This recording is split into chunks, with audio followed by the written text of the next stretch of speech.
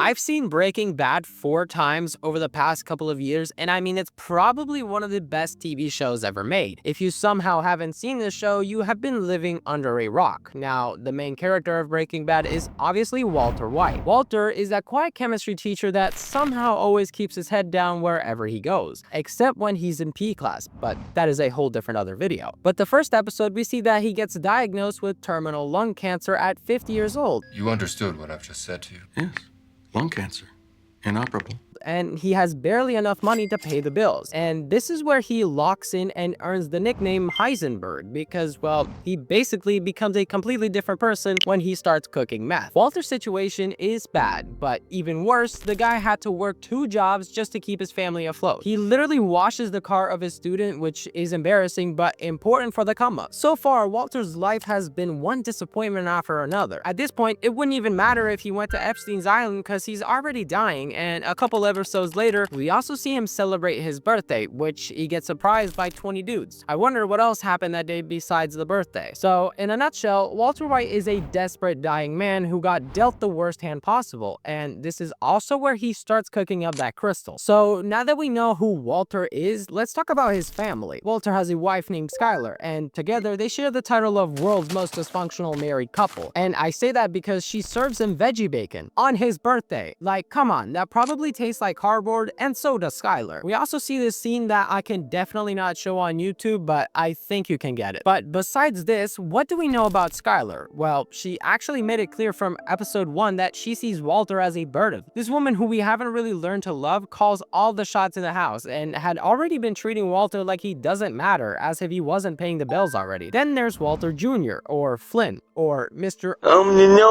The kid worships his Uncle Hank like he's some kind of superhero while treating Walter like he's the embarrassing dad nobody wants to claim. When Walter tries to bond with his son, Flynn literally prefers hanging out with Hank. I mean, come on. After dealing with this rejection, Walter probably felt like he was invisible in his own family, which is pretty sad, but better than veggie bacon. Now, don't even get me started on Hank. This guy spent years making Walter the butt of every joke without ever thinking about how those comments might hurt someone who was already feeling pretty worthless. Hank would say stuff like Walt couldn't hurt a fly and everyone would laugh, not realizing they were basically telling Walter he didn't matter. But I'd laugh too because Walter has to learn how to stand up for himself and motivational TikToks aren't gonna do anything. It's worth noting that nobody in Walter's family seems to actually know who he is. They call him boring and it's all a giant misunderstanding of who Walter really was underneath. Now, let's talk about the good stuff because Walter wasn't actually evil from day one. We know Walter genuinely cared about his family throughout the whole series. How do we know this? Well, think about it. Imagine being a dying man who just wants to leave something behind for his kids. That being, of course, drug money. And suddenly, you find a way to make that happen. Walter's relationship with Jesse shows this perfectly. Sure, Walter manipulated Jesse sometimes, but he also genuinely cared about the kids' well-being, only because Jesse could sell it. He actually tried to help Jesse multiple times, even when it put Walter himself at risk. The whole Jane situation, well, yeah, Walter let her die, but in his mind, he was protecting Jesse from someone who was going to destroy his life. Was it right? No. But it also noted that Walter cared about the money and Jane wasn't helping Jesse. In fact, she was probably slowing the whole meth system down. His teaching also showed his better side. Remember when Walter would get all passionate explaining chemistry? Well, that didn't feel fake. That was actually Walter genuinely loving what he did and wanting to share that excitement with his students.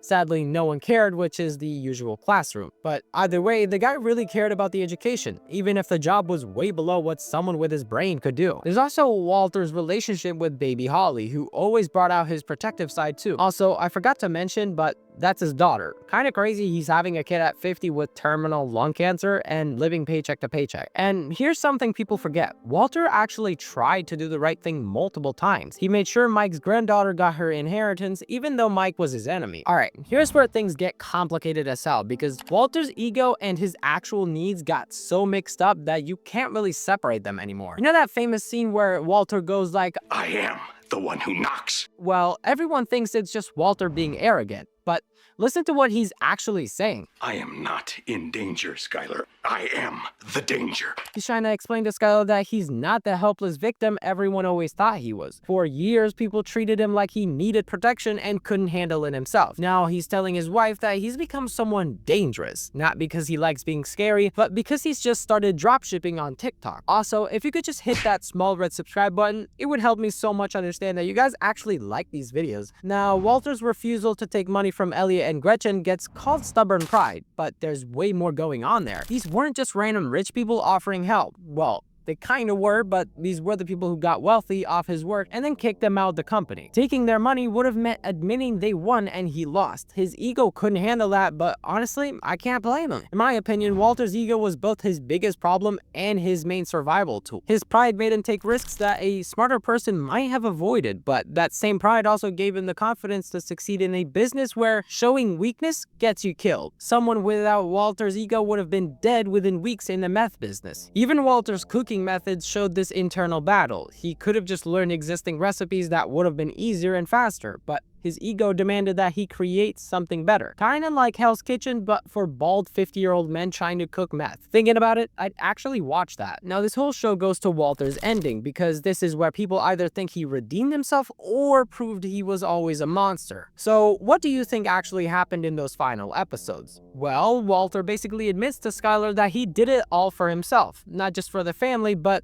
hold up. Does that one confession erase everything we just talked about? Well, here's the thing about Walter's final confession. This was actually his first time that he was being honest about how much his own ego played into his decisions. The guy spent the whole series telling himself and everyone that it was all about providing for his family, but deep down, he knew there was more to it. He liked feeling powerful for once in his life. You know, he liked being respected, even if that respect came from fear. But think about what Walter actually did in those final episodes. He drove across the country to get money to his family through Elliot and Gretchen, even though dealing with them was probably the most humiliating thing he could have imagined. He saved Jesse's life even though Jesse had basically betrayed him. Yes, he actually betrayed him. These aren't the actions of someone who only cared about himself. Walter's death scene is really telling too, as I believe that is actually peak cinema. He dies in that meth lab finally at peace with who he became. Some people see this as him accepting his evil nature, but I think it's actually him accepting that he was both things at once, a loving father and a dangerous criminal. He wasn't one or the other, he was both, and maybe a little. In my opinion, Walter's ending actually proves that he was misunderstood all along.